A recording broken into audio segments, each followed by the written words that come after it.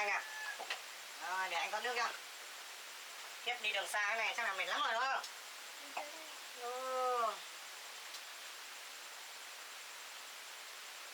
Anh ra uống nước đi em ơi. Uống nước đi.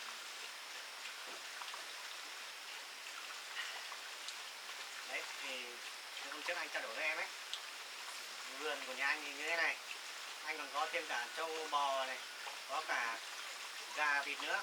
Thì tí nữa em muốn là anh đưa em đi xem hay thế nào? Dạ vâng, em sẽ đi được. Rồi, tự đi thì cũng được rồi. Thì nhà cửa anh thì thế này thôi. Đấy, em xem ưng thì tí nữa sang tiền lại cho anh là coi như xong. Đấy. Anh ơi, thế khả năng là trước thì khách sạn Em đúng rồi, giữ nguyên như thế thôi, anh không lên giá đâu nhé. cho anh xây một thứ. Đây, của em đây.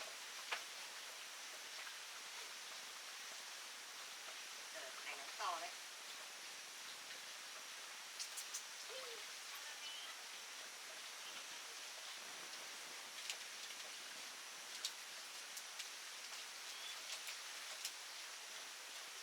Được rồi em nhé. Thì nếu mà em sang tiền luôn cái này thì tí nữa là anh đưa đồ đạc các thứ chìa khóa các thứ cho em luôn nhé, bản coi như là bản giao cho em luôn, xong là anh cũng về trước kia luôn. Đấy. Cái này cũng chờ em về thôi nhé. Rồi, nước xong là anh để đồ cho anh, bản giao chìa khóa cho em nhé. Rồi bây giờ đi ra bên ngoài thì anh lấy chìa khóa cho em nhé.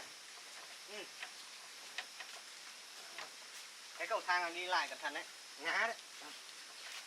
Anh ơi, em sửa lại.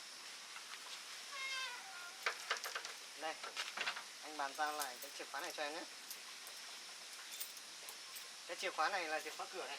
Đấy, ở ngoài này có một cái khóa nữa, nhưng mà chìa khóa là ở trong này rồi.